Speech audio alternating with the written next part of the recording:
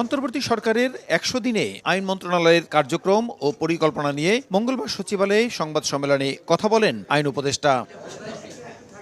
ছাত্র জনতার আন্দোলনে ১ জুলাই থেকে ৫ আগস্ট পর্যন্ত দায়ের করা সব ফৌজদারি মামলা প্রত্যাহার করা হয়েছে বলে জানান উপদেষ্টা। সাইবার সিকিউরিটি আইনে হওয়া সব মামলাও বাতিল হবে, তবে হ্যাকিং ও সাইবার অপরাধ সংক্রান্ত মামলা চলবে। আদালতে আইন কর্মকর্তা নিয়োগ দেয়ায় ঢালাও মামলা প্রতিরোধ করা সম্ভব হবে বলেও জানান তিনি। বলেন, আপিল ও হাইকোর্ট বিভাগে ২ সপ্তাহের মধ্যে বিচারক নিয়োগে নতুন আইন করা হবে। শত্রুতামূলক মামলার শিকার হচ্ছেন, যাদেরকে আপনার কি বলবার বাণিজ্যিক কারণে যাদের মামলার আসামি করা হয়েছে, তাদের জন্য বিরাট একটা প্রতিকারের সুযোগ সৃষ্টি হবে এই সকল আদালতে সরকারি প্রকৌশলী আপনার রিক্রুট করার মাধ্যমে। সাইবার সিকিউরিটি অ্যাক্ট বাতিল করে সাইবার সুরক্ষা আইন যেটা করা হবে, সেটা ড্রাফটটা আমরা করে দিয়েছি। এই ড্রাফটটা আমরা তথ্য প্রযুক্তি মন্ত্রণালয়ে পাঠাবো। উপদেষ্টা পরিষদের আমরা সাইবার সিকিউরিটি অ্যাক্ট বাতিল হবে আপনাদের বলেছি।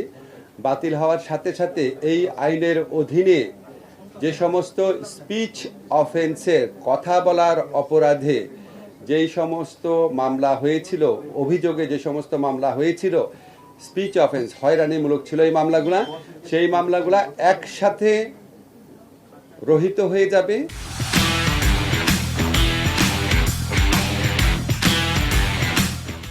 গণহত্যার অভিযোগে রাজনৈতিক দলের বিচারের সুযোগ রেখে আন্তর্জাতিক অপরাধ আইন সংশোধন অধ্যাদেশ বুধবারের উপদেষ্টা পরিষদের বৈঠকে উপস্থাপন করা হবে বলেও জানান উপদেষ্টা। কমিশনগুলোর প্রতিবেদন পাওয়ার পর রাজনৈতিক দলের সঙ্গে সংলাপ এবং প্রয়োজনীয় সংস্কার শেষ করেই নির্বাচনের উদ্যোগ নেয়ার কথা জানান উপদেষ্টা। আমরা মোস্ট এসেনশিয়াল কিছু সংস্কার করে যত দ্রুত সম্ভব নির্বাচন দেব। আমরা খালি জাস্ট এই জিনিসটা চাই না যে আপনার আগের মতো কোনো ভুয়া নির্বাচন হোক, আর এটা চাই না নির্বাচনে বিজয়ী হয়ে কেউ আপনার আবার ভুয়া নির্বাচন করার সুযোগ পাক।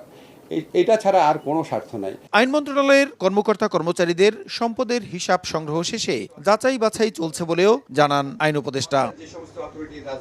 প্রসূন আশিস, সময় সংবাদ, ঢাকা।